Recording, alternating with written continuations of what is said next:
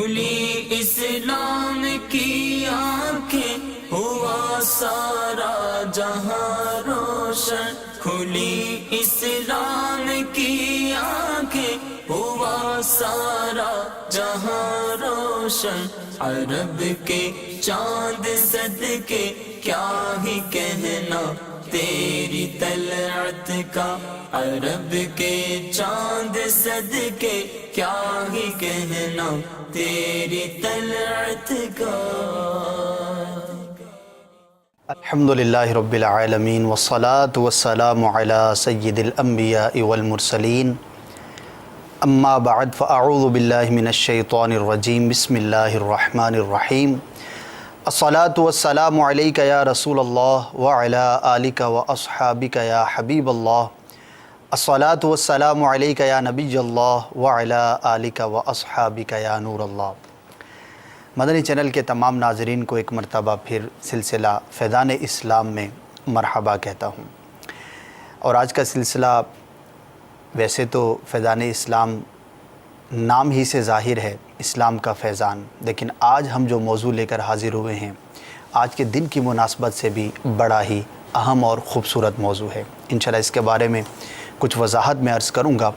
ابتداءً درود پاک کی ایک فضیلت اور بہت ہی پیاری فضیلت کہ جس کی فضیلت میں یہ روایت بیان کی گئی کہ جو شخص یہ درود پاک ایک مرتبہ پڑھ لے اس پر رحمت کے 70 دروازے کھول دیے جاتے ہیں، اور وہ درود پاک کیا ہے؟ صلی اللہ علی محمد۔ یہ کلمات آپ ادا کر لیں، اللہ تبارک و تعالیٰ کی رحمت کے 70 دروازے انشاءاللہ عز و جل کھول دیے جائیں گے۔ اللہ تبارک و تعالیٰ ہمیں یہ درود پاک اور ویسے دیگر درود پاک بھی کثرت کے ساتھ پڑھنے کی توفیق عطا فرمائے۔ اللہ تبارک و تعالیٰ نے بنی نوع انسان کے لیے ہدایت کا جو راستہ ہمیں ارشاد فرمایا، عطا فرمایا، اس میں جو سب سے بنیادی شے ہے وہ اللہ تبارک و تعالیٰ کے انبیاء کرام کا دنیا میں مبعوث ہونا ہے۔ ابتدا ہی سے انسان نے سرکشی بھی اختیار کی اور ان کی رہنمائی کے لیے انبیاء کرام دنیا میں تشریف لاتے رہے۔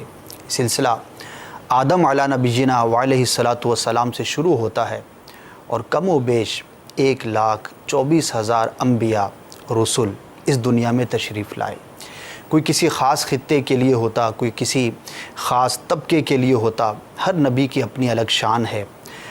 یہ انبیاء کرام تشریف لاتے رہے، انسانوں کو راہ ہدایت دکھاتے رہے۔ جو کلمہ پڑھتے، ایمان لاتے، مسلمان ہو جاتے، اللہ تبارک و تعالیٰ کی توحید پر ایمان لاتے، جو انکار کرتے وہ غیر مسلم ہو جاتے، کافر ہو جاتے۔ بالآخر یہ سلسلہ ہمارے پیارے آقا مکی مدنی مصطفیٰ شب اسراء کے دولہا صلی اللہ تعالی علیہ وآلہ وسلم پر ختم ہو گیا۔ اللہ تبارک و تعالیٰ نے ہمارے پیارے آقا صلی اللہ تعالی علیہ وآلہ وسلم کو آخری نبی بنا کر بھیجا، اور ہمارا یہ ایمان ہے، یہ عقیدہ ہے کہ اب قیامت تک کے لیے کسی نبی نے نہیں آنا۔ جہاں سرکار صلی اللہ تعالی علیہ وآلہ وسلم کے دیگر اوصاف ہیں، انہی میں سے ایک بہت ہی پیارا وصف ہے کہ آپ صلی اللہ تعالی علیہ وسلم خاتم النبیین ہیں، کہ اب آپ صلی اللہ تعالی علیہ وسلم کے بعد کسی نبی نے نہیں آنا۔ ہم آخری امت ہیں، سرکار صلی اللہ تعالی علیہ وسلم آخری نبی ہیں۔ بڑا ہی اہم عقیدہ ہے، اور جو اس عقیدے کا انکار کرے وہ مسلمان نہیں رہ سکتا۔ آج کا دن عقیدہ ختم نبوت جیسا کہ ہمارا موضوع ہے، اس اعتبار سے ایک بہت ہی اہمیت کا دن بھی ہے۔ وہ یہ کہ بہت سارے لوگوں نے مختلف اوقات کے اندر، تاریخ کے اندر انبیاء کا انکار کیا، کسی نے کسی شکل میں، کسی نے کسی شکل میں۔ بعض لوگ مرتد ہو گئے اسلام کے کسی ایسے بنیادی عقیدے کا انکار کرنے کی وجہ سے۔ اسی میں سے بر صغیر پاک و ہند کی بات کی جائے تو یہاں پر ایک طبقہ ایسا پیدا ہوا کہ جنہوں نے بظاہر تو اسلام کا دعویٰ کیا، لیکن سرکار صلی اللہ تعالی علیہ وسلم کے خاتم النبیین ہونے کا اور جو ختم نبوت کا اسلام کا بنیادی عقیدہ ہے اس کا انکار کیا۔ اپنے طور پر باتیں کرتے رہے اور اپنی بات کو منانے کے لیے دلائل بھی دیتے رہے، لیکن علماء اہل سنت نے الحمدللہ ڈٹ کر ان کا مقابلہ کیا، ان کے غلط عقیدے کو، غلط تعویلات کو واضح کیا۔ 30 جون 1974 کو ہمارے ملک پاکستان میں ایک قرارداد پیش کی گئی کہ یہ جو خاص طبقہ ہے، جو خاص لوگ ہیں، عقیدہ ختم نبوت کا انکار کرنے والے ہیں، انہیں قانونی طور پر بھی اور آفیشلی نان مسلم ڈکلیئر کیا جائے۔ بالآخر یہ تحریک چلتی رہی اور 7 ستمبر 1974 کو قرارداد کے چند ماہ کے بعد جو ہے یہ باقاعدہ طور پر ایکسیپٹ کیا گیا، اس کو قانونی حیثیت دی گئی کہ وہ لوگ کہ جو ختم نبوت کا انکار کرتے ہیں وہ لوگ اب آفیشلی طور پر بھی اس ملک پاکستان میں غیر مسلم قرار دیے گئے۔ جی ہاں، آج کا دن اس حوالے سے دنیا بھر میں خاص طور پر پاکستان کے اندر جو ہے وہ منایا جاتا ہے۔ تو چونکہ فیضان اسلام ہمارا سلسلہ ہے اور اس میں ہم عقائد پر بھی بات کرتے ہیں، اعمال پر بھی بات کرتے ہیں، چونکہ بہت ہی بنیادی عقیدہ ہے، تو اس حوالے سے آج جو ہے ہم نے اپنے اس سلسلے کا موضوع ختم نبوت رکھا ہے۔ یہ عقیدہ کیا ہے، اس کے پیچھے کیا کانسیپٹ ہے، اور جو اس بارے میں غلط فہمیاں پھیلانے کی کوشش کی گئی اور جو یہ غلط قسم کے لوگ پیدا ہوئے، ان کے بارے میں انشاءاللہ عز و جل سوالات کو شامل کریں گے، اور مفتی صاحب الحمدللہ کرم فرمائے ہیں، ان سے جوابات حاصل کریں گے۔ مفتی صاحب، سب سے پہلے میں یہ پوچھنا چاہوں گا، امام اہل سنت اعلی حضرت رحمۃ اللہ تعالی علیہ کے زمانے ہی میں یہ فتنہ اٹھ چکا تھا پاک و ہند کے اندر، اس وقت تقسیم نہیں ہوئی تھی بر صغیر پاک و ہند کی، لیکن اس زمانے کے اندر یہ فتنہ اٹھ چکا تھا، اور اس کے جو ماننے والے تھے، اس کو جو شروع کرنے والے تھے، وہ اس زمانے کے اندر بھی پائے جاتے تھے۔ تو سب سے پہلے میں یہ چاہوں گا کہ ہمارے ناظرین کو اس بارے میں اپڈیٹ کیا جائے کہ اعلیٰ حضرت امام اہل سنت رحمۃ اللہ تعالی علیہ نے اس خاص عقیدہ ختم نبوت کے تحفظ کے لیے اور اس کے منکرین کے خلاف جو آپ نے کام کیا، آپ کی تحریرات اور جو بھی فتاویٰ ہیں، اس بارے میں آپ کیا ارشاد فرماتے ہیں؟ بسم اللہ الرحمن الرحیم۔ ختم نبوت کے سلسلے کے حوالے سے آج کا دن یعنی یوم ختم نبوت کے طور پہ منایا جاتا ہے۔ یوم ختم نبوت کہہ لیں یا یوم دفاع ختم نبوت، جی، جیسے ایک دن پہلے یوم دفاع پاکستان تھا، تو آج جو ہے وہ یوم دفاع ختم نبوت ہے۔ اس میں یہ ہے کہ چونکہ یہ مرزا قادیانی کے حوالے سے ہی یہ ساری تحریک چلی، تو 1908 کے اندر وہ مرا، اور اعلیٰ حضرت رضی اللہ تعالی عنہ کا ہی یہ زمانہ ہے کہ آپ کا وصال جو ہے اس کے بہت بعد میں ہوا، 1921 کے اندر۔ تو اب یہ ہے کہ اعلیٰ حضرت علیہ الرحمہ تو مجدد تھے، یعنی آپ کا ہم نام ہی یوں لیتے ہیں کہ مجدد دین و ملت، بے شک دین و ملت کو نئے سرے سے تازہ دم کر دینے والے، اس کی تجدید کرنے والے۔ اور مجدد کی جو تشریف آوری ہے، یعنی اللہ تعالیٰ جو کسی کو مجدد بناتا ہے، وہ مجدد بننا ہوتا ہی اس لیے ہے کہ دین کے اندر اگر دین کے معاملے میں اگر کوئی فتنہ کھڑا ہوا اور دین کے خلاف کوئی فتنہ کھڑا کیا گیا ہے یا دینی تعلیمات دبتی جا رہی ہیں، تو اس وقت دین کی تعلیمات کو نئے سرے سے زندہ کیا جائے اور فتنوں کا مقابلہ کیا جائے۔ صحیح۔ اعلیٰ حضرت علیہ رحمہ چونکہ 14ویں صدی کے مجدد تھے، اور آپ کے زمانے کے اندر یہ فتنہ پیدا ہوا، اور یہ فتنہ یعنی بدترین فتنوں میں سے ایک تھا کہ یہ دین کے جو بنیادی ترین عقائد میں سے ایک عقیدہ ہے ختم نبوت کا، اس کا انکار کیا گیا تھا۔ تو اس لیے اعلیٰ حضرت علیہ رحمہ نے اس پر اپنے فتاویٰ کے ذریعے اور اپنی کتابوں کے ذریعے اس کے اوپر کام کیا۔ ماشاءاللہ، آپ نے بہت ساری کتابیں بھی تصنیف فرمائیں۔ کچھ کتابیں تو اعلیٰ حضرت علیہ رحمہ کی وہ ہیں جو مطلقاً ختم نبوت کے بارے میں، یعنی قطع نظر اس کے کہ وہ قادیانی کے بارے میں ہے، وہ سوال کسی اور کے بارے میں ہے، لیکن اس پر اعلیٰ حضرت علیہ رحمہ نے کتاب تصنیف فرمائی۔ جیسے آپ کی بہت مشہور اور جو بہت بڑی کتاب ہے وہ ہے جزاء اللہ عدوہ بإبائہ ختم النبوہ، یعنی اللہ کا بدلہ اس کے دشمنوں کو ختم نبوت کا انکار کرنے پر۔ یہ ختم نبوت کے نام سے بھی یہ کتاب ملتی ہے، اور اس پورے نام کے ساتھ بھی چھپی ہوئی ہے، جزاء اللہ عدوہ بإبائہ ختم النبوہ۔ یہ مطلقاً جو ہے وہ ختم نبوت کے حوالے سے ہے، اور اس میں بھی کسی شخص کے حوالے سے ہی سوال ہے، اور اس کے اعلیٰ حضرت علیہ رحمہ نے جوابات ارشاد فرمائے۔ اسی طرح آپ کی ایک دوسری کتاب ہے جو احادیث مبارکہ کی روشنی میں ختم نبوت کے عقیدے کو بیان کرنے پر مشتمل ہے، ماشاءاللہ، اس کا نام ہے المبین ختم النبیین۔ ماشاءاللہ، یہ کتاب بھی آپ کی اسی حوالے سے ہے۔ صحیح۔ اور اسی طرح آپ علیہ رحمہ کی ایک اور کتاب ہے السوء والعقاب علی المسیح الکذاب۔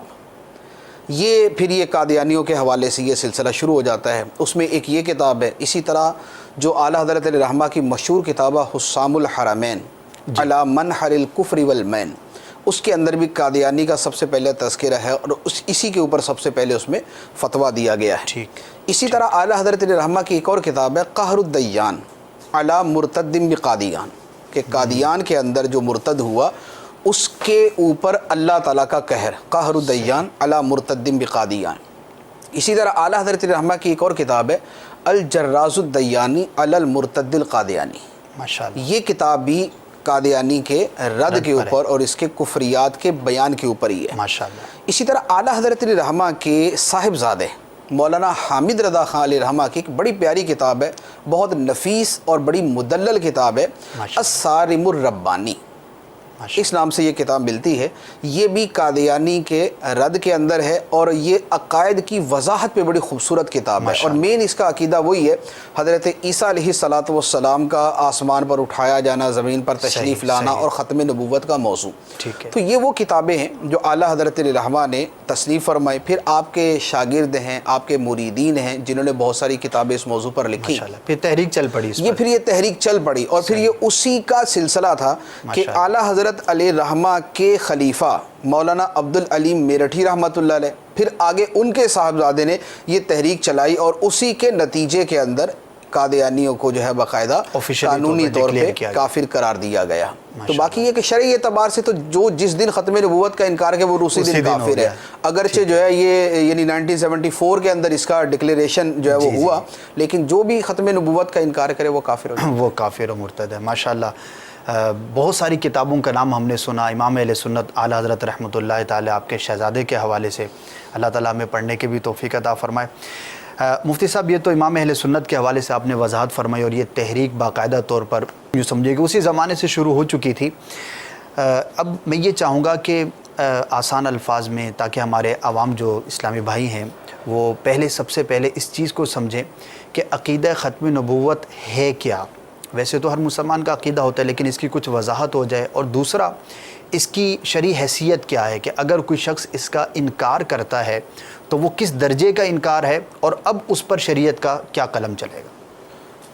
عقیدہ ختم نبوت ہے کیا اور جو اس کا انکار کرے اس کا کیا حکم ہے اور یہ عقیدہ کس لیول کا ہے. جی اس سے پہلے ایک چھوٹی سی بات اور میں عرض کر دوں. اعلیٰ حضرت علیہ رحمہ نے جیسے قادیانی کے خلاف آپ نے ایک کام کیا اور بہت اعلیٰ پیمانے پر کام کیا، اعلیٰ حضرت علیہ رحمہ کے زمانے میں ہی پیر محل علی شاہ صاحب رحمۃ اللہ علیہ کی ذات مبارکہ بھی وہ ہیں کہ جنہوں نے اس پر بے پناہ کام کیا، یعنی جنہوں نے اپنی زندگی کا ہدف باقاعدہ اسی فتنے کے استیصال یعنی جڑ سے اکھیڑ دینے کو اپنی زندگی کا مقصد بنا لیا. اور اس پر آپ نے کتابیں بھی تصنیف فرمائی، آپ نے مناظرے بھی کیے، آپ نے تقریریں بھی کی، دورے بھی کیے، بہت بڑا حلقہ احباب تھا، ایک بہت بڑا یعنی حلقہ احباب تھا اور آپ کے کام کا جو حلقہ ہے وہ بہت بڑا ہے. تو آپ کی خدمات بھی اس حوالے سے بہت زیادہ، لہذا اس دن کے حوالے سے ان کا یاد کرنا بھی جو ہے نا ایک اہمیت رکھتا ہے.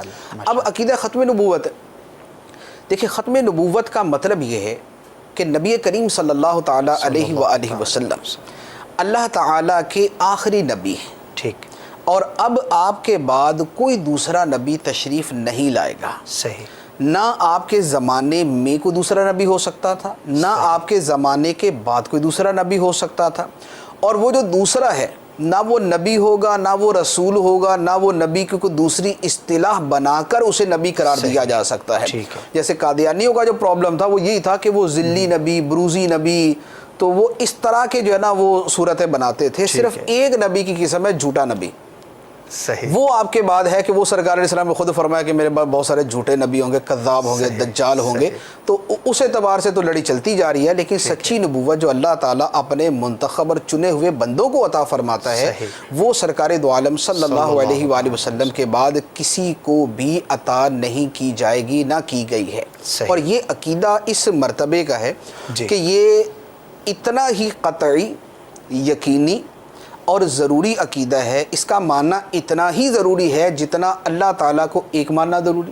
اچھا، جس طرح قرآن کو اللہ تعالیٰ کی کتاب ماننا ضروری، صحیح، جس طرح نبی کریم صلی اللہ علیہ وسلم کو اللہ تعالیٰ کا نبی ماننا ضروری ہے، صحیح، جتنا یہ ماننا ضروری ہے اتنا ہی نبی کریم علیہ الصلوۃ والسلام کو اللہ تعالیٰ کا آخری نبی ماننا ضروری ہے۔ لہذا جو اس کا انکار کرے گا وہ دین سے ایسے ہی خارج ہے جیسے اللہ تعالیٰ کے ایک ہونے کا انکار کرنے والا دین سے خارج ہے۔ یعنی کوئی ڈاؤٹ نہیں، کوئی اس کے اندر کوئی ڈاؤٹ نہیں ہے، یہ ہمیشہ سے مسلمانوں کا ایک قطعی یقینی جزمی ایمانی ایقانی اعتقادی یہ عقیدہ چلتا ہے ماشاءاللہ۔ لیکن مفتی صاحب یہ بھی تو ہمارے عقائد کے اندر بیان کیا گیا ہے کہ قرب قیامت میں حضرت عیسیٰ علیہ نبینا علیہ الصلوۃ والسلام نے بھی تشریف لانا ہے، تو وہ کیا حیثیت ہوگی؟ وہ تو اللہ تعالیٰ کے نبی تھے، تو ان کی جو آمد ہوگی تو وہ کس اعتبار سے ہوگی؟ دیکھیں، ختم نبوت کا مطلب ہے نبی کریم صلی اللہ علیہ وآلہ وسلم کے بعد جی کسی شخص کو نئے سرے سے نبوت نہیں دی جائے گی۔ ٹھیک ہے، کسی شخص کو نئے سرے سے نبوت نہیں دی جائے گی۔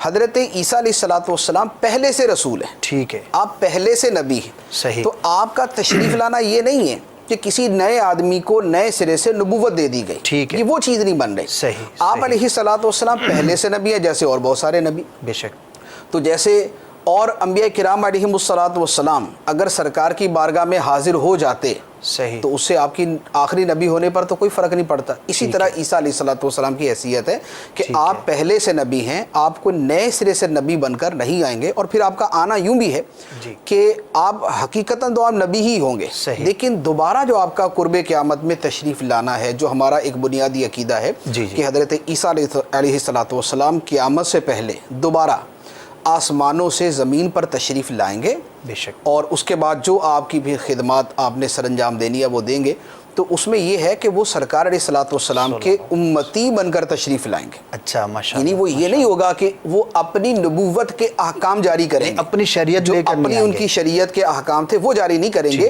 بلکہ جیسے ہمارے دین کے اندر 5 نمازیں، ہمارے دین کے اندر جو ہے وہ رمضان کے روزے ہیں، ہمارے دین کے اندر جیسے حج ہے، زکوٰۃ کی ایک پرسنٹیج ہے، اور دیگر جو احکام ہیں انہی احکام کو عام کرنے اور ان کی ترویج و اشاعت کے لیے حضرت عیسیٰ علیہ الصلوۃ والسلام تشریف لائیں گے۔ تو آپ کی تشریف آوری اس وقت بحیثیت امتی کے ہوگی، صحیح، نبی آپ یقیناً ہوں گے اس وقت بھی، لیکن وہ نبی یوں نہیں ہے کہ سرکار علیہ السلام کے بعد کو ان کو نئی نبوت عطا کی، وہ پہلے سے نبی ہیں، ان کا تشریف لانا جو ہے وہ ختم نبوت کے اندر کسی قسم کی کوئی حائل ہونے کی صورت نہیں۔ ماشاءاللہ، آپ نے وضاحت فرما دی، ورنہ بعض لوگ جو ہے وہ اس سے بھی کنفیوز ہوتے ہیں، تو بہتوں کو سیکھنے کا موقع ملا ہوگا۔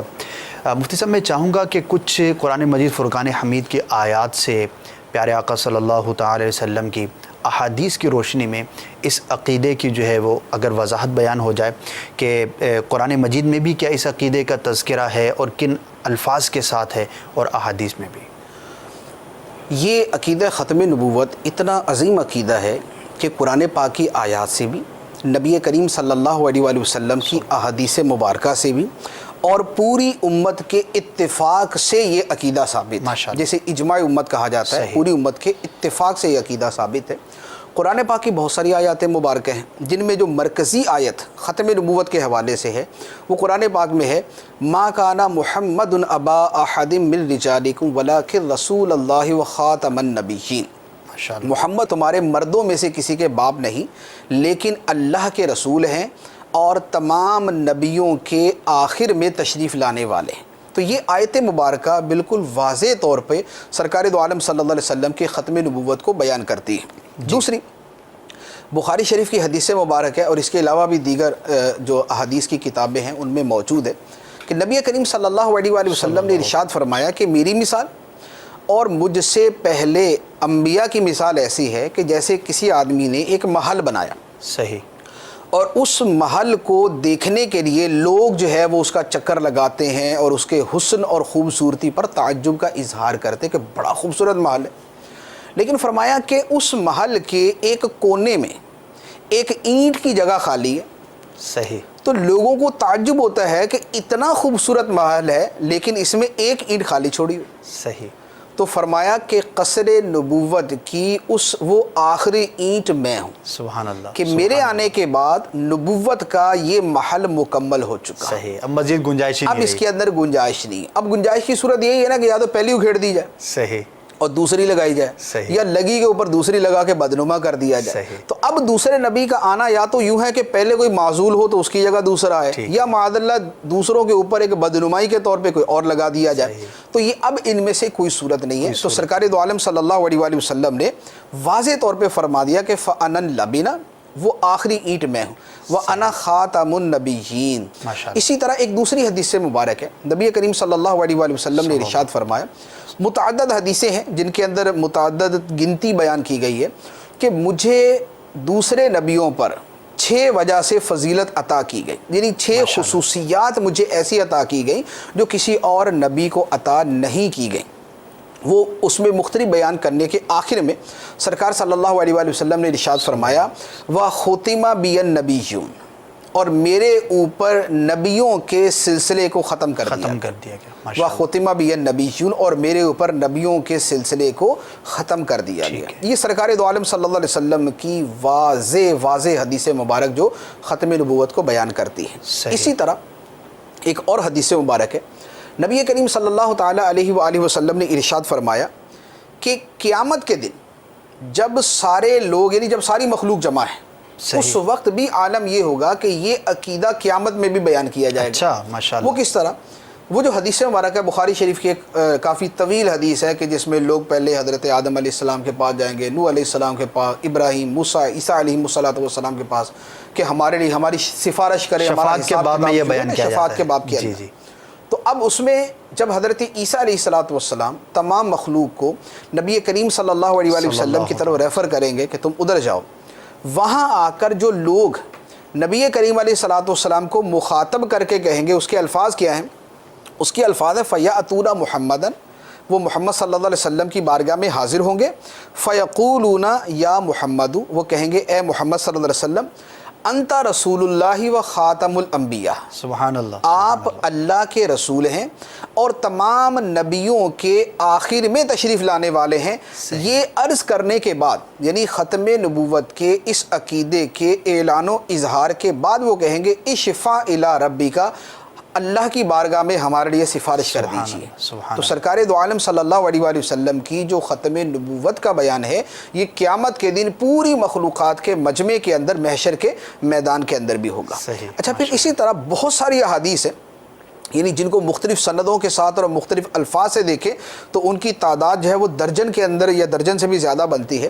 نبی کریم علیہ السلام نے اس میں اپنے اسماء مبارکہ بیان کیے، یعنی میرا نام جو ہے محمد ہے، احمد ہے، میرا نام جو ہے وہ حاشر ہے، یہ بہت سارے نام بیان کیے۔ ان میں چند نام وہ ہیں جو باقاعدہ ختم نبوت پر دلالت کرنے والے ہیں۔ جیسے ان میں ایک نام ہے، سرکار علیہ السلام نے اپنا نام مبارک بیان فرمایا مقفع۔ مقفع کا مطلب ہے جو سب سے آخر میں تشریف لانے والا، سب کے پیچھے تشریف لانے والا ہے، یہ بھی آپ کی ختم نبوت پہ دلالت کرنے والا۔ ایک اس میں نبی کریم علیہ السلام نے ارشاد فرمایا انا العاقب، میں عاقب ہوں۔ عاقب کا مطلب بھی اس حدیث مبارک کے اندر، جن حدیثوں میں یہ لفظ ہے ان میں ہے نبیوں کے آخر میں تشریف لانے والا، جو سب نبیوں کے آخر میں تشریف لائے۔ تو آپ کا نام مبارک مقفع، وہ بھی ختم نبوت کو بیان کرتا ہے۔ آپ کا نام مبارک عاقب، یہ بھی ختم نبوت کو بیان کرتا ہے۔ اور اس کے ساتھ آپ نے اپنا خود نام آخر النبیین، خاتم النبیین، آخر الانبیاء اور خاتم، محض خاتم، یہ سارے کے سارے الفاظ، آخر النبیین آخری نبی، خاتم النبیین آخری نبی، خاتم الانبیاء آخری نبی، یہ ان میں ہر لفظ کے اوپر جدا جدا احادیث مبارک ہیں۔ تو یہ ساری احادیث مبارکہ بھی نبی کریم علیہ السلام کی ختم نبوت کو بیان کرتی ہیں۔ تو اس طرح کی بہت ساری احادیث مبارک ہیں، اس کی تفصیل دیکھنی ہے تو پھر اعلیٰ حضرت علیہ الرحمہ کی جو کتاب میں نے شروع میں عرض کی، جزاء اللہ عدوہ بِإِبَاءِ ختم النبوہ، اور دوسری کتاب المبین ختم النبیین، ان کتابوں کا اگر مطالعہ کیا جائے تو یہ ساری حدیث ان الفاظ کا بھی بیان ہے وہاں پر، کتنے واضح الفاظ کے اندر، اور کس طرح ماشاءاللہ کثرت کے ساتھ جو ہے اس عقیدے کو بیان کیا گیا۔ اللہ تعالیٰ ہمیں توفیق خیر عطا فرمائے۔ مفتی صاحب، اس کا مطلب یہ ہوا کہ جب سرکار صلی اللہ تعالیٰ علیہ وآلہ وسلم کے بارے میں ہمارا یہ عقیدہ ہے کہ آپ صلی اللہ تعالیٰ علیہ وآلہ وسلم انبیاء میں سب سے آخری نبی ہیں، اور ہر نبی کی ایک امت ہوا کرتی ہے، تو اس پیرائے کے اندر کیا ہم یہ سمجھ سکتے ہیں، کہہ سکتے ہیں کہ پھر ہم آخری امت ہیں؟ یقینی طور پہ کہہ سکتے ہیں، قطعی طور پہ کہہ سکتے ہیں، کہ جب نبی کریم صلی اللہ علیہ وآلہ وسلم آخری نبی ہیں جی، تو آپ پر نازل ہونے والی کتاب صحیح، اللہ کی کتابوں میں سے آخری کتاب ٹھیک ہے، قرآن ٹھیک پاک، ہے، اور آپ کی امت جو ہے وہ امتوں میں سے آخری امت ہوگی، صحیح صحیح، اور اسی طرح آپ نے جو مسجد جو ہے وہ تعمیر فرمائی، مسجد نبوی شریف، جی، یہ نبیوں کی مساجد میں سے آخری مسجد ہوگی۔ سبحان اللہ، سبحان اس لیے باقاعدہ حدیث مبارک کے اندر صحیح، نبی کریم صلی اللہ علیہ وسلم نے مسلم شریف کی حدیث مبارک ہے، ارشاد فرمایا کہ میں آخری نبی ہوں اور میری مسجد آخری مسجد ہے۔ اچھا، آخری مسجد سے مراد کہ نبیوں نے جو مسجدیں اپنی بنائی ان میں سے آخری مسجد، ورنہ مسجد آج بھی بنتی۔ ٹھیک ہے، ٹھیک ہے، اسی طرح جو آخری امت ہونے کے حوالے سے ہے، یہ بھی حدیث مبارک کے اندر ابن ماجہ کی حدیث مبارک ہے، نبی کریم صلی اللہ علیہ وآلہ وسلم نے ارشاد فرمایا کہ میں آخری نبی ہوں اور تم، یعنی صحابہ کو مخاطب کر کے فرمایا کہ انتم آخر الامم، تم امتوں میں سے آخری امت، تو لہذا ہم آخری امت ہیں، ہماری کتاب آخری کتاب ہے، ہمارا دین اور شریعت آخری دین اور شریعت ہے، اور ہمارے آقا کریم صلی اللہ علیہ وسلم کی مسجد جو ہے وہ نبیوں کی مسجدوں میں سے آخری مسجد ہے۔ جب سرکار صلی اللہ تعالی علیہ وسلم آخری نبی ٹھہرے تو وہ خصوصیات جو آخری نبی ہونے کے اعتبار سے ہیں، جیسے مسجد کا آپ نے بیان کیا، امت کا بیان کیا، وہ بھی سب اس کے اندر جو ہے وہ شامل ہو جائیں گے۔ کتنا خوبصورت یہ تصور ہے اور کتنے فضائل کی باتیں ہیں، اور اسی ہمارے آقا صلی اللہ تعالی علیہ وسلم کے صدقے سے اس آخری امت کو بہت سارے فضائل بھی ملے۔ اس موضوع پر بھی بہت سارے جو ہے وہ کلام لکھے ہیں علماء کرام نے کتابوں کے اندر، اس امت کے فضائل بھی بیان کیے گئے۔ واقعی حقیقت تو یہ ہے کہ ہم جو کچھ بھی ہیں، ہمیں جو کچھ بھی ملا، ہمیں اپنے آقا صلی اللہ تعالی علیہ وآلہ وسلم کے صدقے سے ہی ملا۔ ہمیں آپ کا جو ہے وہ شکر گزار بھی ہونا چاہیے۔ سرکار صلی اللہ تعالی علیہ وسلم کی پیروی کرنا، آپ صلی اللہ تعالی علیہ وسلم کی شریعت پر عمل کرنا یقیناً ایک تو ہمارا فرض ہے، ہمارا عقیدہ ہے، ایمان ہے، اور اس پیرائے سے دیکھیں کہ جب کسی کے صدقے میں کسی کا احسان ہوتا ہے تو اس کی احسان مندی یہ بھی ہوتی ہے کہ اس کی پیروی کی جائے۔ اللہ تعالی ہمیں پیارے آقا صلی اللہ تعالی وسلم سے حقیقی اور سچی محبت نصیب فرمائے کہ اتنے فضائل جو ہے وہ آپ صلی اللہ تعالی وسلم کے صدقے ہمیں نصیب ہوئے۔ مفتی صاحب، یہ تو ہو گیا قرآن کی روشنی میں، حدیث کی روشنی میں وہ الفاظ، وہ مفاہیم، وہ روایات کہ جس میں سرکار صلی اللہ تعالی وسلم کا آخری نبی ہونا بیان کیا گیا۔ اچھا، بکثرت روایت ہیں کہ جن میں سرکار صلی اللہ تعالی علیہ وسلم نے ارشاد فرمایا کہ اگر میرے بعد کوئی نبی ہوتا تو فلاں ہوتا۔ فاروق اعظم رضی اللہ تعالیٰ عنہ کے بارے میں جیسے کہ روایت ہے، مشہور بھی ہے۔ تو اب جو یہ روایت ہے اور اس مفہوم کی جو روایتیں ہیں تو اس کا کیا معنی اور مفہوم ہے؟ اگر کسی نبی نے آنا ہی نہیں اور واقعی نہیں آنا، سرکار صلی اللہ تعالی وسلم آخری نبی ہیں، تو پھر ان روایات سے ہم کیا سمجھیں اور اس کا کیا مطلب ہے؟ دیکھیں، یہ روایات جو ہے یہ ختم نبوت کو بیان کرنے کے لیے ہی ہیں۔ دو طرح ہوتی ہے نا چیزیں، دو طرح کی بات کہی جا سکتی ہے۔ جی، ایک یہ ہے کہ میرے بعد فلاں نبی ہوگا، ٹھیک ہے، یہ خبر ہے، ٹھیک ہے، تو خبر جو ہے اس کے اعتبار سے تو یہ ہوتا کہ پھر بعد میں کوئی نبی ہوتا، جیسے حضرت عیسیٰ علیہ السلام نے قرآن پاک کے اندر آیت مبارک ہے کہ عیسیٰ علیہ السلام نے اپنی قوم سے ارشاد فرمایا کہ میں تمہارے پاس آیا ہوں، ٹھیک ہے، مبشرم برسول یاتی من بعدی، صحیح، اسمہ احمد، ٹھیک ہے، فرمایا کہ میں خوشخبری دینے والا ہوں اس نبی کی جو میرے بعد آئے گا، ٹھیک ہے، اس رسول کی جو میرے بعد آئے گا جس کا نام احمد ہوگا۔ بے شک، تو اب یہ ہے خبر۔ ٹھیک ہے، نبی کریم صلی اللہ علیہ وآلہ وسلم نے جو ارشاد فرمایا وہ بیسیکلی تین طرح کی وہ احادیث ہیں۔ جی، اس میں یہ نہیں فرمایا کہ میرے بعد فلاں فلاں نبی ہوگا، یہ فرمایا کہ اگر میرے بعد نبی کسی نے ہونا ہوتا تو فلاں ہوتا۔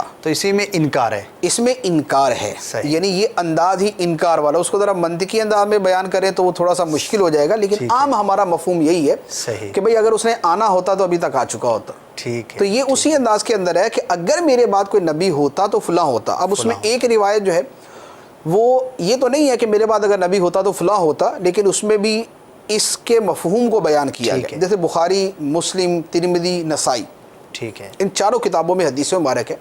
نبی کریم صلی اللہ علیہ وآلہ وسلم ایک غزوے پر تشریف لے گئے، ماشاءاللہ، تو اپنے پیچھے مدینہ منورہ کے جو حاکم کے طور پہ حضرت علی رضی اللہ تعالیٰ عنہ کو مقرر کیا۔ ٹھیک ہے، حضرت علی رضی اللہ تعالیٰ عنہ تھوڑا سا دل گرفتہ ہوئے کہ سرکار صلی اللہ علیہ وسلم تشریف لے جا رہے اور میں پیچھے اکیلا ہوں اور مجھے چھوڑ کر جا رہے ہیں۔ صحیح، تو سرکار دو عالم صلی اللہ علیہ وآلہ وسلم نے ان کی تسلی کے لیے ارشاد فرمایا کہ انت منی بمنزلتی ہارون من موسیٰ، اے علی تم میرے ساتھ تمہارا ایسا ہی تعلق ہے جیسے ہارون علیہ السلام کا موسیٰ علیہ السلام کے ساتھ۔ سبحان اللہ سبحان اللہ۔ کہ موسیٰ علیہ السلام جب کوہ طور پر تشریف لے گئے صحیح، تو پیچھے حضرت ہارون علیہ السلام کو چھوڑ گئے تھے، ٹھیک ہے، تو فرمایا کہ جیسے موسیٰ علیہ السلام ہارون علیہ السلام کو چھوڑ گئے تھے میں بھی تمہیں ایسے ہی چھوڑ کے جا رہا ہوں۔ صحیح۔ اب یہاں یہ شبہ ہو سکتا تھا کہ ہارون علیہ السلام کو حضرت موسیٰ علیہ السلام چھوڑ کر گئے اپنے پیچھے، جی، تو ہارون علیہ السلام تو نبی تھے۔ صحیح۔ تو سرکار علیہ السلام نے اس معمولی سے شبے کا جو حالانکہ وہاں پیدا ہوتا ہی نہیں ہے، وہ بعد والوں کے ذہن میں پیدا ہو سکتا تھا کہ بعد والے کو غلطی قسم کے عقیدت مند جو ہے وہ اس طرح کا ایک غلط فہمی پیدا کر لے، سرکار علیہ السلام نے اس کے باوجود فرمایا کہ انت منی بمنزلتی ہارون من موسیٰ، تم میرے لیے ایسے ہی ہو جیسے موسیٰ علیہ السلام کے لیے ہارون علیہ السلام، مگر یہ کہ میرے بعد کوئی نبی نہیں ہے، الا انہ لا نبی بعد۔ وضاحت کر دی، وضاحت کر دی پوری تاکہ ان جملوں سے ہی کوئی شائبہ بھی نہ ہو، کوئی شائبہ بھی نہ ہو اور کوئی بد باطن آدمی اسی کی وجہ سے غلط فہمی کا شکار نہ ہو جائے۔ بے شک۔ تو یہ سرکار علیہ السلام نے حضرت علی رضی اللہ تعالیٰ عنہ کو ارشاد فرمایا۔ اب وہ دوسری روایت جو آپ کہہ رہے ہیں وہ ترمذی کی اور مسند احمد کی حدیث ہے۔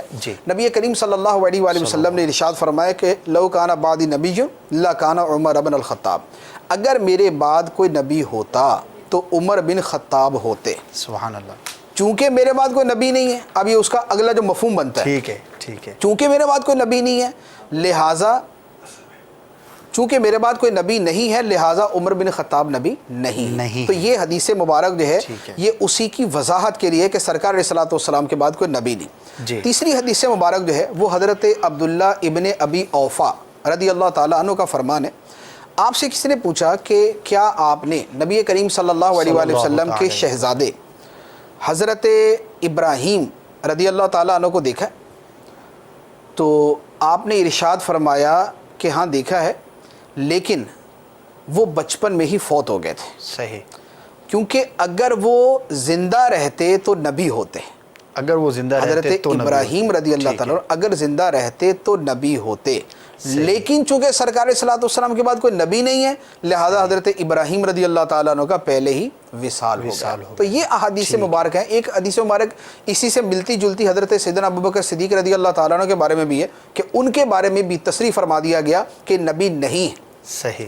یعنی کائنات کے اندر جن لوگوں کی عادات، جن کے خصائل اور جن کا مزاج، جن کی طبیعت نبوت کے رنگ میں سبحان اللہ اور نبوت کے نور کے ساتھ انتہا درجے کے منور تھے۔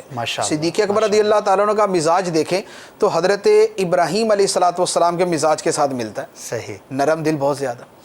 حضرت عمر فاروق رضی اللہ تعالیٰ عنہ کو دیکھیں تو آپ کا مزاج مبارک حضرت موسیٰ علیہ السلام کے ساتھ ملتا ہے۔ سبحان اللہ۔ حضرت علی رضی اللہ تعالیٰ عنہ کو دیکھیں تو آپ کا جو مزاج مبارک ہے وہ حضرت عیسیٰ علیہ السلام کے ساتھ بہت زیادہ ملتا ہے کہ اس میں زہد بہت زیادہ تھا ماشاءاللہ۔ اور عمر فاروق رضی اللہ تعالیٰ عنہ میں اشداء علی الکفار والا وصف بہت زیادہ تھا۔ صدیق اکبر رضی اللہ تعالیٰ عنہ میں رحم دلی اور محبت اور شفقت اور نرمی بہت زیادہ تھی۔ تو جن کے اندر نبوت کی شعائیں یعنی نبوت کے فیض کی شعائیں انتہا درجے کی چمک رہی تھی، ان کو سرکار صلی اللہ علیہ وآلہ وسلم نے ایک ایک کر کے بیان کر دیا کہ نبی نہیں۔ تو جب اتنی عظیم ہستیاں جو ہے ان کے بارے میں یہ صراحت فرما دی گئی تو اس سے ایک یہ بات بھی سمجھانا مقصود تھا کہ کوئی دوسرا شخص سرکار علیہ السلام کے بعد نبی نہیں بن سکتا۔ سبحان اللہ، ماشاءاللہ، کتنی پیاری وضاحت ہے، اور لگتا ہے کہ دونوں ہی انداز پر شروع ہی سے وضاحتیں بیان کر دی گئی۔ ایک تو وہ وضاحت ہے کہ سرکار صلی اللہ تعالی وسلم آخری نبی ہیں، اور پھر اس کے بعد بھی تصریح جو ہے جن لوگوں کے بارے میں شائبہ ہو سکتا تھا کہ کہیں ان کو لوگ نبی نہ سمجھیں یا ان کے بارے میں ایسا ذہن نہ رکھیں، ان کا جب انکار آ گیا تو جب صحابہ کرام اور خلفائے راشدین جن کے دن رات، اور آپ نے جو بڑی پیاری وضاحت فرمائی کہ ان کے مزاج جو ہے وہ بعض انبیاء کے مزاج سے بہت قریب تھے، ان کے فیضان سے بہت بڑا حصہ انہوں نے پایا، تو ان کے بارے میں بالخصوص یہ کہہ کر ہمیشہ کے لیے دروازہ ہی بند کر دیا گیا کہ جب یہ نبی نہیں ہیں تو اس کے بعد جو ہے وہ کسی کے بارے میں کیسے یہ عقیدہ رکھا جا سکتا ہے، کیسے یہ کہا جا سکتا ہے۔ تو وہی بات ہے کہ اتنا واضح عقیدہ ہے، اتنا وضاحت کے ساتھ قرآن و حدیث کے اندر یہ ساری چیزیں بیان کی گئیں کہ اب کوئی جو ہے وہ اس کا انکار کیسے کرے؟ انشاءاللہ یہ بھی سوال ہے، آگے میں انشاءاللہ آپ سے عرض کروں گا، لیکن مفتی صاحب اس سے پہلے یہ پوچھنا چاہوں گا کہ ایک اور ذہن میں سوال پیدا ہوتا ہے کہ دیکھیں انبیاء کرام کے دنیا میں تشریف آوری کا ایک بنیادی مقصد، بہت سارے مقاصد تھے، لیکن جو سب سے ایک نمایاں کہیں، واضح کہیں، وہ یہ ہوتا تھا کہ انبیاء کرام تشریف لاتے اور لوگوں کو راہ ہدایت دکھاتے، ان کی اصلاح فرماتے، توحید کی طرف، اللہ تبارک و تعالیٰ کی بارگاہ کی طرف بلاتے، اور جو اصلاح امت کا جو سلسلہ ہوتا تھا یہ انبیاء کرام کیا کرتے تھے۔ اب ایک نبی جب تشریف لے جاتے تو دوسرے تشریف لے آتے، ایک وقت کے اندر ایک سے زائد انبیاء کرام بھی دنیا پر تشریف لائے اور موجود رہے۔ اب جب ہم یہ بات کہہ رہے ہیں کہ سرکار صلی اللہ تعالی علیہ وسلم پر سلسلہ نبوت ختم ہو گیا، تو اب وہ جو لوگوں کی اصلاح کا جو ایک سلسلہ ہے، تو اس کے بارے میں پھر آپ کیا ارشاد فرمائیں گے کہ کیا اب اس کو کما حقہ پورا کرنا پاسبل رہا، اور اگر نہیں ہے تو وہ کیسے ہے؟ دیکھیں یہ جو ہے کہ پہلے انبیاء کرام علیہم الصلاۃ والسلام تشریف لاتے تھے جی، اور ان کے وصال کے بعد پھر دوسرے نبی تشریف لے آتے تھے جی، وہ امت کا سلسلہ چلاتے تھے۔ یہ اس کی اصل تو اس کا دار و مدار اللہ تعالیٰ کی مشیت پر ہے، جب تک اللہ تعالیٰ نے چاہا اس نے نبیوں کا سلسلہ جاری رکھا، اور جب اس نے چاہا اس سلسلے کو ختم فرما دیا اور کسی دوسرے طریقے سے اس کو چلایا۔ لیکن جو ظاہری اعتبار سے حکمتیں ہمارے سامنے آتی ہیں، نبوت کا سلسلہ بند ہونے کا جو ایک ریزن ہمارے سامنے آتا ہے وہ یہ ہے کہ نبی کریم صلی اللہ علیہ وسلم کی اپنی حدیث مبارک ہے، ارشاد فرمایا کہ یہ حدیث بخاری میں ہے، مسلم میں ہے، اور ابن ماجہ میں ہے، مسند احمد کے اندر ہے۔ سرکار صلی اللہ علیہ وسلم نے فرمایا کہ بنی اسرائیل کا جو سلسلہ تھا جی وہ ان کے نبی چلایا کرتے تھے، ٹھیک ہے، یعنی ان کے امور کی دیکھ بھال ان کے نبی کیا کرتے تھے۔ جب کوئی نبی تشریف لے جاتا تو اس کے بعد دوسرا نبی آ جاتا، ٹھیک ہے، لیکن فرمایا کہ میرے بعد کوئی نبی نہیں ہوگا، صحیح، بلکہ خلفاء ہوں گے، نائبین ہوں گے، اور بہت بڑی تعداد میں ہوں گے۔ ماشاءاللہ، مراد یہ کہ اس امت کا جو سلسلہ امور دینیہ ہے، جو دین کے کام ہیں ان کو چلانے کے لیے اب نبی نہیں ہوگا بلکہ خلفاء ہوں گے، ماشاءاللہ، اور جو اللہ تعالیٰ نے دوسرا انتظام فرمایا وہ ہوگا۔ صحیح۔ اب اس کو آپ تھوڑا سا ڈیٹیل کے ساتھ دیکھیں، جی، پچھلی امتوں میں کیا تھا؟ جی، ایک نبی جب دنیا سے تشریف لے جاتا، اس کے بعد یا تو اس کی کتاب جو ہے وہ مٹ جاتی، اس کے اندر تحریفیں کر دی جاتی، تبدیلیاں کر دی جاتی، تو اگلا نبی اس لیے تشریف لاتا تھا کہ اللہ تعالیٰ کی اصل تعلیمات دوبارہ لوگوں تک پہنچائے، جو بنیاد ہے اللہ کی کتاب وہ لوگوں تک دوبارہ پہنچا دیں۔ یا یہ ہوتا تھا کہ پہلے نبی کی تعلیمات ایسی ختم ہو جاتی تھیں کہ اب ان کو کوئی اپنی یاداشت کے اوپر نئے سرے سے ریوائیو نہیں کر سکتا تھا کہ وہ لوگوں کے سامنے دوبارہ پیش کر دے۔ تو اللہ تعالیٰ نبی ہی کو دوبارہ بھیج دیتا تھا، کسی اور نبی کو بھیج دیتا تھا، اور وہ ان تعلیمات کو دوبارہ وحی کے ذریعے زندہ کر دیتا تھا۔ ماشاءاللہ، مثال کے طور پہ زبور شریف تھی۔ اب زبور کا ہمیں دنیا میں نام ہی ملتا ہے، صحیح، کتاب کہاں پر ہے، کیا کتاب میں لکھا کرنے والا بھی ہمیں نہیں پتا۔ جی، حضرت ابراہیم علیہ السلام پر بھی کتابیں نازل ہوئی، آپ پر بھی صحیفے نازل ہوئے، قرآن پاک کے اندر ہے، صحف ابراہیم و موسیٰ، ٹھیک ہے۔ ابراہیم علیہ السلام کی وہ کتابیں کہاں پر ہیں کسی کو نہیں پتا۔ موسیٰ اور عیسیٰ علیہ السلام پر اللہ تعالیٰ نے تورات اور انجیل نازل فرمائی، بے شک، وہ تورات اور انجیل کہاں پر ہے کسی کو پتہ نہیں ہے۔ بعد کے لوگوں نے دونوں کو مکس کر کے انجیل اور بائبل بنا لی، صحیح، صحیح، بائبل کے نام سے بنا لیا۔ اب اس کے اندر عہد نامہ قدیم، عہد نامہ جدید کر کے اس کو دو حصے کر دیے کہ یہ موسیٰ علیہ السلام اور ان کے بعد والے نبیوں کی ہیں، اور یہ عیسیٰ علیہ السلام کی ساری باتیں ہیں۔ صحیح، لیکن ان کتابوں کے اندر جو مضمون ہے، بائبل موجودہ جو بائبل ہے، جی، اس کے اندر اگر اس کا مطالعہ کریں، میں نے خود پوری بائبل میں نے پڑھی ہے، صحیح، اس میں ایسی ایسی باتیں ہیں کہ جن کا تصور بھی نہیں کیا جا سکتا کہ یہ اللہ تعالیٰ کا کلام ہوگا یا اللہ تعالیٰ کی کتاب ہوگی۔ یعنی نبیوں کے بارے میں اس طرح کی باتیں لکھی ہوئی ہیں کہ علمان والحافظ، وہ اللہ تعالیٰ کا کلام یا اللہ کی کتاب نہیں ہو سکتا۔ لہٰذا اب جب دنیا میں کوئی کسی نبی کی مکمل تعلیم یا مکمل کتاب بلا تحریف، بلا تبدیلی، بلا تغیر کے موجود نہیں ہوتی تھی، تو اگلا نبی تشریف لے آتا۔ ٹھیک، ٹھیک۔ اب آپ آ جائیں سرکار دو عالم صلی اللہ علیہ وسلم کی ذات مبارکہ کی طرف۔ نبی کریم صلی اللہ علیہ وسلم پر قرآن پاک نازل ہوا، تو کیا قرآن پاک دنیا سے ختم ہو گیا؟ نہیں، قرآن بعینہ لفظ بلفظ حرف بحرف نقطہ بنقطہ آج موجود ہے۔ الحمدللہ۔ جیسا قرآن اللہ تعالیٰ نے لوح محفوظ سے پہلے آسمان پر پہلے آسمان سے مدینہ منورہ مکہ مکرمہ نازل کیا، وہی قرآن پاک بعینہ اسی شکل و صورت میں انہی الفاظ کے ساتھ آج ہمارے سامنے موجود ہے اور پوری دنیا کے اندر موجود ہے۔ صحیح۔ تو جب اللہ تعالیٰ کی کتاب بعینہ موجود ہے تو نیا نبی کیوں آئے گا؟ ماشاءاللہ، بڑی کتاب پیاری تو بات۔ موجود ہے اللہ تعالیٰ کی۔ ایک اب آ جائے نبی کی تعلیمات۔ صحیح۔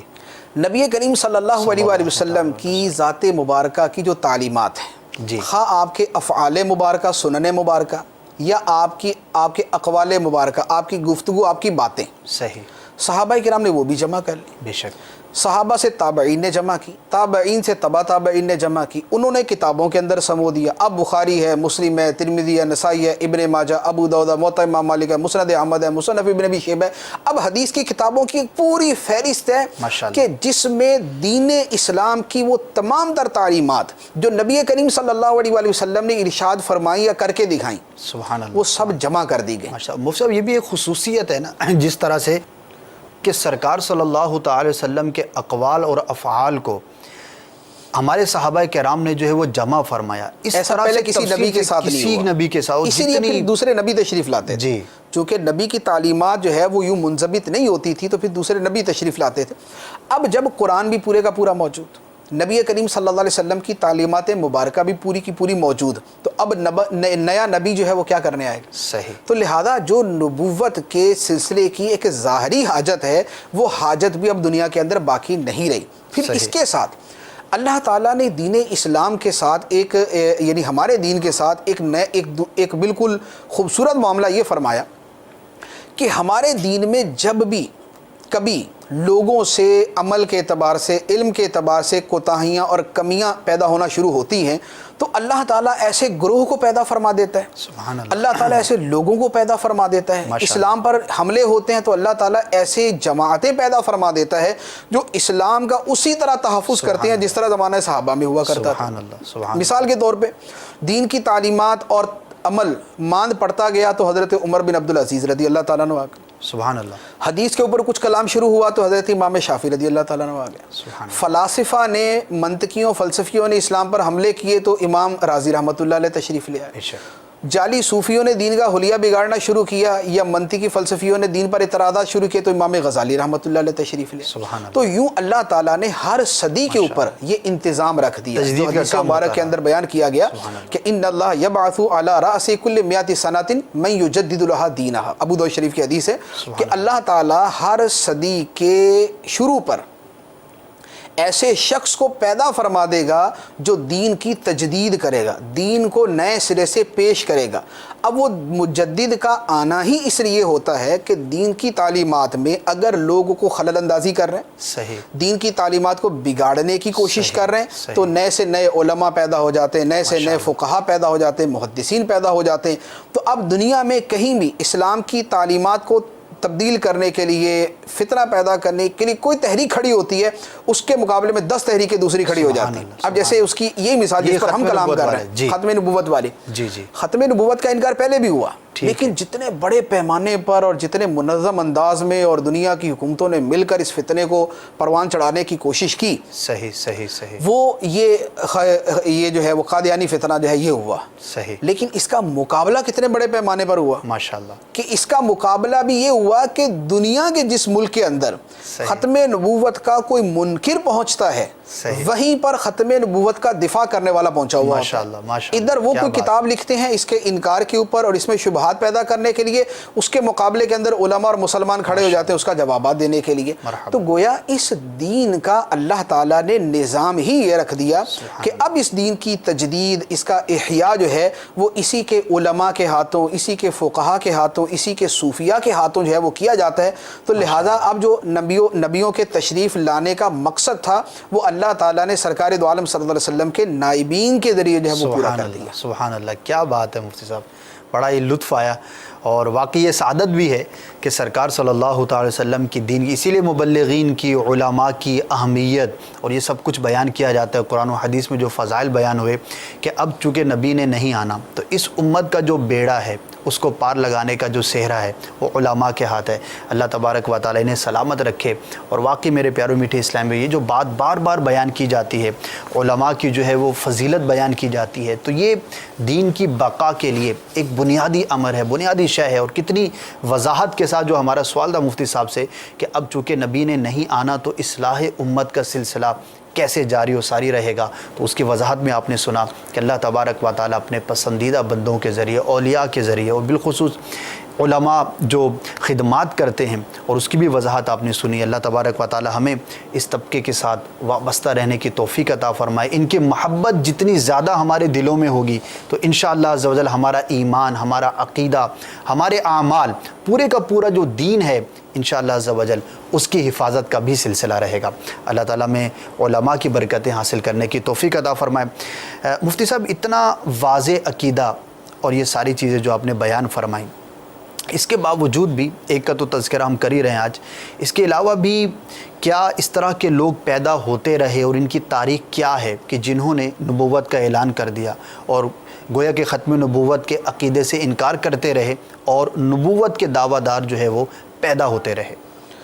دیکھیں، نبوت کے جھوٹے دعوے دار پیدا ہونے تھے، تبھی تو سرکار صلی اللہ علیہ وسلم نے اس قدر وضاحت، صراحت، تفصیل کے ساتھ اس عقیدے کو بیان فرمایا ماشاءاللہ۔ اور بلکہ آپ علیہ السلام نے پہلے ہی یہ خبر بھی ارشاد فرما دی تھی کہ میرے بعد ایسے لوگ آئیں گے جو نبوت کا دعویٰ کریں گے۔ ماشاءاللہ۔ چنانچہ ایک حدیث مبارک ہے، بخاری میں بھی ہے، مسلم میں بھی ہے، ترمذی میں بھی ہے، ابو داؤد میں بھی ہے، ابن ماجہ کے اندر بھی، یعنی صحیح ستہ میں، نسائی شریف کے علاوہ بقیہ 5 کتابوں میں ہے۔ پھر اس کے علاوہ جو حدیث کی کتابیں ان میں 20 کتابیں ہوں گی۔ صحیح۔ نبی کریم صلی اللہ علیہ وآلہ وسلم نے ارشاد فرمایا، حضرت ثوبان رضی اللہ تعالیٰ عنہ سے روایت ہے، ارشاد فرمایا کہ انہو سیکون فی امتی 30 کذابون، یہ الفاظ بخاری کے۔ صحیح۔ فرمایا کہ قریب ہے کہ میری امت میں، یعنی میری امت کہلانے والوں میں سے، صحیح، 30 ایسے جھوٹے لوگ ہوں گے، کذابون، بہت زیادہ جھوٹے، 30 ایسے جھوٹے آدمی ہوں گے، کلہم یزعم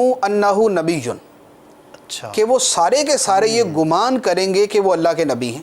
ہاں، صحیح، وَأَنَا خَاتَمُ النَّبِيِّينَ لَا نَبِيَّ بَعْدِي، سبحان اللہ۔ لیکن یہ یاد رکھنا کہ تمام نبیوں کے آخر کے اندر میں آ چکا ہوں، میں آنے والا ہوں، میرے بعد کوئی نبی نہیں۔ یہ سرکار صلی اللہ علیہ وسلم نے ارشاد فرما دیا۔ اب اتنی بڑی خبر آپ نے ارشاد فرمائی ہوئی تھی تو آپ نے فرما دیا کہ 30 ایسے جھوٹے لوگ ہوں گے جو سرکار صلی اللہ علیہ وسلم کے بعد نبوت کا دعویٰ کریں گے۔ بعض روایتوں میں کچھ الفاظ کم زیادہ بھی ہیں اس سے، لیکن یہ ایک بنیادی روایت جو میں نے حدیث صحیح میں نے عرض کر دی۔ اس لیے سرکار صلی اللہ علیہ وسلم کے زمانے میں ہی، یعنی آپ کے زمانے میں بھی ایک شخص نے نبوت کا دعویٰ کیا تھا، مسیلمہ کذاب۔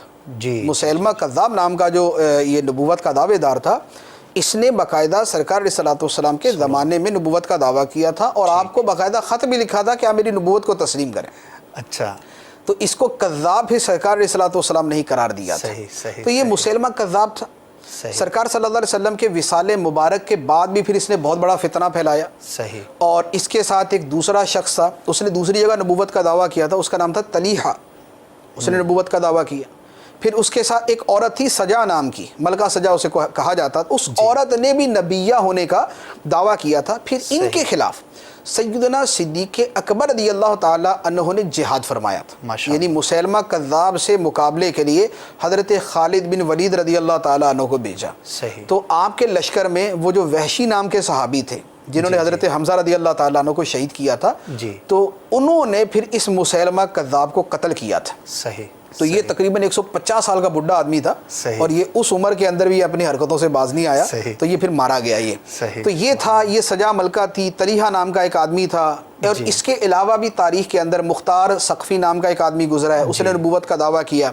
اسی طرح متنبی نام کا شاعر، اس نے نبوت کا دعویٰ کیا۔ تو یوں جو ہے یہ سلسلہ چلتا آیا۔ درمیانے زمانے کے اندر بھی بہت سارے لوگوں کے تذکرہ ملتا ہے، یعنی کئیوں کا میں نے پڑھا ہے، اور بڑی عجیب و غریب قسم کی ان کی وہ وارداتیں کیا ہوئے مفتی صاحب؟ اتنا بڑا دعویٰ کر دینا، اللہ تبارک و تعالیٰ کے اتنے بڑے حکم کا انکار کر دینا، تو جن لوگوں نے نبوت کا جھوٹا دعویٰ کیا ان کے بارے میں زیادہ تر جو انجام ہوا ہے وہ یہی ہوا ہے کہ جو اسلامی حکومتیں تھیں جی وہ ان کے خلاف جہاد کرتی تھی اور ان کو نیست و نابود کر دیتی. صحیح. بہت ساروں کا تو یہ انجام ہوا جیسے مسلمہ کذاب کا. صحیح. کچھ لوگ وہ تھے کہ جو اسلامی حکومت میں رہتے ہوئے دعویٰ کرتے تھے. صحیح. تو جو اسلامی خلفاء تھے پھر انہوں نے ان کو قتل کروا دیا مرتد کی جو سزا ہے اس کے مطابق. ٹھیک ہے. اور کچھ لوگوں نے توبہ بھی کر لی کہ وہ توبہ کر کے بھی جو ہے انہوں نے توبہ کر لی, یعنی ان کو سمجھ آ گیا کہ کیا الٹی سیدھے کام کر رہے ہیں, انہوں نے توبہ کر لی. اور کچھ لوگ وہ تھے کہ جنہوں نے اس طرح فتنہ چلاتے رہے اور پھر بالآخر مرا گئے. صحیح. جیسے یہ قادیانی کا ہے. پھر ان میں بہت سارے وہ ہیں کہ جن کا اب نام و نشان بھی دنیا کے اندر نہیں ہے, کہ نبوت کا دعویٰ کیا لیکن ان کا نام و نشان بھی دنیا میں نہیں ہے. کچھ وہ ہیں کہ جن کے ماننے والے ابھی چل رہے ہیں, جیسے ہم جس فتنے کا تذکرہ کر رہے ہیں. تو لہذا کچھ قتل کیے گئے, کچھ مارے گئے, کچھ مر گئے, کچھ نے توبہ کر لی. تو یہ اسی طرح ان کا سلسلہ ہے. یہ تو دنیا کا انجام ہے, آخرت میں نہ جانے کیا ہوگا. مفتی صاحب کافی گفتگو ہو گئی, بڑی طویل گفتگو ہوئی اور اتنی وضاحت کے ساتھ آپ نے بیان کیا, اور ابتدا میں آپ نے بیان فرمایا کہ یہ عقیدہ اتنا واضح ہے کہ جیسا کہ اللہ تبارک و تعالیٰ ایک ہے اور اس کے اندر کوئی دو رائے نہیں. احادیث مبارکہ میں بڑے واضح الفاظ ہیں, امت کا بھی اس پر اتفاق ہے. ساری چیزیں عقلی طور پر جو میں نے سوال کیا کہ اصلاح امت کا سلسلہ کیسے ہوگا, اس کا بھی آپ نے بڑا خوبصورت جواب ارشاد فرمایا. تو جب یہ عقیدہ اتنا واضح ہے اور اتنا کلیئر ہے تو کیا یہ امیزنگ نہیں ہے کہ اس کا لوگوں نے انکار کر دیا اور اس کے باوجود بھی نبوت کا دعویٰ کر دیا؟ تو یہ عقل کیسے تسلیم کرے, اور اس کے بارے میں آپ کیا فرمائیں گے کہ کیا آخر وجہ تھی کہ لوگوں نے پھر بھی نبوت کا دعویٰ کر دیا؟ دیکھیں, انکار کرنے والوں کا تو یہ ہے کہ اللہ تعالیٰ کا ہی انکار کرنے والے دنیا میں وجود ہی کا انکار, ٹھیک ہے نا, جو خدا کو مانتے نہیں, وجود ہی نہیں مانتے. وہ بھی ہے جو ایک خدا نہیں مانتے, بہت سارے مانتے. تو اب ہماری عقلوں کے اعتبار سے تو یہ بھی ایسا تعجب انگیز ہے. دیکھیں ان کی عقل میں یہ بات آ جاتی. صحیح. بنیادی طور پر جو اس کی وجوہات ہیں اس میں بہت زیادہ تو یہ دیکھنے میں آیا کہ نفسانی خواہشات, اچھا, اور ذاتی مفادات, اچھا, یہ بھی ایک بہت بڑا فیکٹر تھا جو نبوت کا دعویٰ کرنے والوں کے پیچھے تھا. کیونکہ جو شخص نبوت کا دعویٰ کر لے گا اور اس کے ماننے والے بھی ہوں گے, صحیح, تو اب وہ سچا نبی تو زہد و تقویٰ کی زندگی بھی گزارتا ہے, لذات سے کنارہ کشی بھی اختیار کرتا ہے, جی, اور وہ جو ہے وہ کم پر گزارا بھی کرتا ہے, وہ اللہ کی راہ میں بے پناہ تکلیفیں بھی برداشت کرتا ہے. جی, سچے نبی کا تو یہ مرحلہ ہوتا ہے. جی, جھوٹے نبی کو یہ ہوتا ہے کہ چلو کھانے پینے کو ملے گا, موجیں ہو جائیں گی, لوگ آگے پیچھے پھریں گے, جناب کشتے وشتے چلیں گے سارے, تو وہ ان چکروں کے اندر ہوتے ہیں. جیسے اب قادیانی کی اگر وہ زندگی پڑھیں, میں نے اس کے اوپر پوری کتاب پڑھی ہے, تو وہ سوائے یعنی مرغیاں کشتے, فلاد کا کشتہ, فلاں کا کشتہ, ان سے نیچے وہ بات ہی نہیں کرتا تھا. صحیح. تو بہت زیادہ تو ذاتی مفادات اس کے اندر پیچھے انوالو. مسلمہ کذاب حکومت کا متمنی تھا, وہ حکومت چاہتا تھا, لہذا وہ اس کی وجہ سے وہ لگ گیا. ایک تو یہ وجہ ہوتی. دوسری وجہ بعض اوقات یہ ہوتا ہے کہ اسلام دشمن لوگ جی فتنے اٹھانے کے لیے اور اسلام کو ضرر پہنچانے کے لیے لوگوں کو کھڑا کرتے ہیں. جیسے یہ جو ہے یہ فتنہ جو ہے قادیانی فتنہ, اس کے پیچھے بھی وہ سارا سیٹ اپ تھا, پوری اس کی کتابیں چھاپنے میں, پھیلانے میں, پیسے ویسے دینے کے اندر, تو یہ سارا سلسلہ چل رہا تھا. تو اسلام دشمن طاقتیں جو ہیں وہ بھی اسلام کے خلاف اس طرح کے کسی بھی ایسے شخص کو استعمال کرتی. اچھا, بعض اوقات ایسا ہوتا ہے کہ بعض لوگوں کو ذاتی صلاحیتیں دھوکہ دے دیتی ہیں, وہ شیطان کے شکنجے میں آ جاتے ہیں. صحیح. جیسے ایک شاعر تھا بہت بڑا, اب شعر بہت ہی اعلیٰ قسم کے کہتا تھا, تو اس نے کہا جب میں اتنے اعلیٰ قسم کے شعر کہہ رہا ہوں تو اس میں اور قرآن میں کیا فرق ہے؟ اچھا, یعنی اس کو غلط فہمی ہو گئی. تو اب جب جس کے پاس قرآن ہے وہ نبی ہے, تو میرے پاس میرے شعر ہے تو میں بھی نبی ہوں, اس نے اس کے اوپر دعویٰ کر دیا, زبان پر دھوکہ. تو یوں بعض صلاحیتوں کی بنا پر دھوکہ کھا جانا بھی پایا جاتا ہے. صحیح. اچھا, بعض کے ساتھ مسئلہ ہوتا ہے یہ مرغی ورگی کا, اچھا, یعنی باقاعدہ دماغی امراض, نفسیاتی امراض, نفسیاتی مریض ہوتے ہیں, نفسیاتی مریض ہوتے ہیں. صحیح. کیونکہ نفسیاتی مریض جیسے ہمارے نہیں, آپ دیکھتے کہ حاضری ہوئی ہے, جی جی جی, کہ جناب اس کے اندر جو ہے نا وہ کوئی آ کے بول رہا ہے, تو جو آ کے اس کے اندر جن بول رہا ہے, اگر اس کو آگے یہ بول دے تو نبی ہے, تو جن کو کیا مسئلہ ہے بولنے میں. صحیح. تو بات یہ بھی ہوتا ہے, ٹھیک ہے, نفسیاتی مریض ایسے ہوتے ہیں جیسے دماغی خشکی بہت زیادہ ہو جائے نا, تو آدمی کو لائٹیں نظر آنا شروع ہو جاتی. صحیح. یہ میں آپ کو حقیقت عرض کر رہا ہوں. صحیح. اس کو چمک نظر آنا شروع ہو جائے گی, اس کو آسمان پہ تجلیات سی نظر آنا شروع ہو جائیں گی. اب شیطان ذرا تھوڑا ان سے اور وسیع کر دیتا ہے, تو اب جب شیطان ایسے کرشمے دکھاتا ہے, صحیح صحیح, تو وہ آدمی جو ہے وہ شیطان کے ان وساوس کی وجہ سے اور اپنے ذہنی مرض کی وجہ سے یہ سمجھ لیتا ہے کہ میں کچھ ہوں. صحیح ہوتا مریض ہے لیکن وہ سمجھ بیٹھتا کہ میں نبی ہوں. تو یہ ایک بہت بڑا یہ واقعتاً مسئلہ ہوتا ہے کہ نفسیاتی امراض جو ہے وہ اس کے اندر بہت زیادہ عمل دخل رکھتے ہیں. اور بہت سارے لوگوں کو شیطان جو گمراہ کرتا ہے، جیسے غوث پاک رضی اللہ تعالیٰ عنہ کو شیطان نے کوشش کی کہ آپ کے سامنے جناب نور ہی نور پھیل گیا، ہر طرف چمک دمک بارش نور اتر رہا ہے، ہر طرف نورانیت ہے، روحانیت ہے، اور کہا کہ اے عبد القادر میں تیرا رب ہوں اور میں نے تیرے اوپر ساری نمازیں معاف کر دی، سارے احکام اٹھا دیے، تیرے لیے گناہ نہیں ہے، نیکی نہیں ہے، جا موج کر. صحیح تو غوث پاک رضی اللہ تعالیٰ عنہ نے لاحول شریف پڑھی، اعوذ باللہ پڑھی، تو شیطان دفع ہو گیا. صحیح. اور وجہ یہ بیان فرمائی کہ جب اللہ کے آخری نبی صلی اللہ علیہ وسلم سے نمازیں معاف نہ ہوئیں اور آپ بھی اللہ تعالیٰ کے احکام کے پابند ہیں تو میری کیا حیثیت ہے کہ مجھ سے سارے احکام اٹھ جائیں. تو اب جیسے شیطان نے وہ کرشمے دکھائے، ایسے ہی کرشمے جو ہے وہ اس طرح کے لوگوں کو دکھا دیتا ہے. تو کچھ ذہنی مرض اس میں شامل ہوا، کچھ شیطانی کرشمے شامل ہوئے، نتیجہ یہ ہوا کہ سنبھال نہیں پائے اور سدھر نہیں پائے تو نبوت کا دعویٰ کر بیٹھے. تو یہ وجوہات بھی ہوتی ہیں. 3-4 فیکٹر آپ نے بیان کیے، اللہ تعالیٰ محفوظ فرمائے. اور جس پر اللہ تبارک و تعالیٰ کا کرم ہوتا ہے، جیسے غوث پاک رحمۃ اللہ تعالیٰ کا آپ نے واقعہ بیان کیا، وہی اللہ تبارک و تعالیٰ کی رحمت سے محفوظ رہنے میں کامیاب ہوتے. واقعہ نفسیاتی مریض کا فیکٹر تو بڑا شاندار آپ نے بیان فرمایا. واقعی ایسا ہوتا ہے، کسی کا ایک لطیفہ مجھے یاد آیا. نوجوان لڑکا تھا 15-17 سال کا، رات کو اٹھا، سو رہے تھے کمرے میں، باپ بھی ساتھ سو رہا تھا. باپ کو اٹھایا، کہنے لگا اٹھ میرے ساتھ لڑ، اگر تیرے اندر تپڑ ہے تو میری رگوں میں میری ماں کا خون دوڑ رہا ہے. تو نفسیاتی مریض ایسے بھی ہوتے ہیں اور اس طرح کے دعوے بھی کر لیتے ہیں، اور اسی سے جب ترقی کرتے ہیں تو یہاں تک بھی پہنچ جاتے ہیں. آخر میں اتنا ضرور عرض کروں گا کہ اللہ تبارک و تعالیٰ کی بارگاہ میں ہمیں اپنے ایمان کی حفاظت کے لیے دعا بھی کرتے رہنا چاہیے، اور بالخصوص بروں کی صحبت سے ضرور بچیے. عقیدے کی خرابی کا ایک بڑا سبب بری صحبت بھی ہوتی ہے. ایسے لوگوں سے بچیے کہ جو اسلامی عقائد کے خلاف بات کرتے ہوں. ابتدا میں ہو سکتا ہے کہ آپ سمجھتے ہوں کہ میں بڑا مضبوط ہوں تو میں تو نہیں پھسل سکتا، میں تو ایسا نہیں ہو سکتا.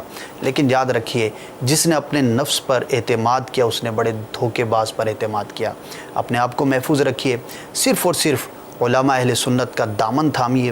اور اگر نیت کر لیں کہ آج جو مفتی صاحب نے کتابوں کے نام بیان کیے ہیں اور اس موضوع پر اور بھی علماء اہل سنت کی کتابیں موجود ہیں، تو چونکہ موقع ہے تو موقع ہوتا ہے، جذبہ بھی ہوتا ہے اور اس کے متعلق بندہ پڑھنے میں کامیاب بھی ہو جاتا ہے. تو اس موضوع پر، اس عقیدے کی وضاحت پر جو آپ پڑھ سکیں، جتنا آپ پڑھ سکیں، امام اہل سنت کی کتابیں ہیں، شہزادہ اعلی حضرت کی، اسی طرح اور بھی کتابیں جو اس موضوع پر تحریر کی گئی ہیں، انہیں حاصل کیجئے، انہیں پڑھیے.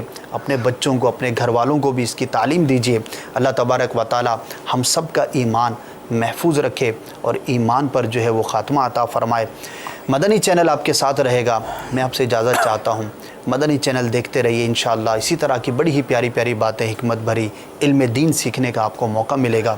اللہ کرم ایسا کرے تجھ پہ جہاں میں، اے دعوت اسلامی تیری دھوم مچی ہو. آمین بجاہ النبی الامین صلی اللہ تعالی علیہ وسلم. صلو علی الحبیب صلی اللہ تعالی علی محمد. کھلی اسلام کی آنکھیں، ہوا سارا جہاں روشن. کھلی اسلام کی آنکھیں، ہوا سارا جہاں روشن. عرب کے چاند صدقے کیا ہی کہنا تیری طلعت کا. عرب کے چاند صدقے کیا ہی کہنا تیری طلعت کا.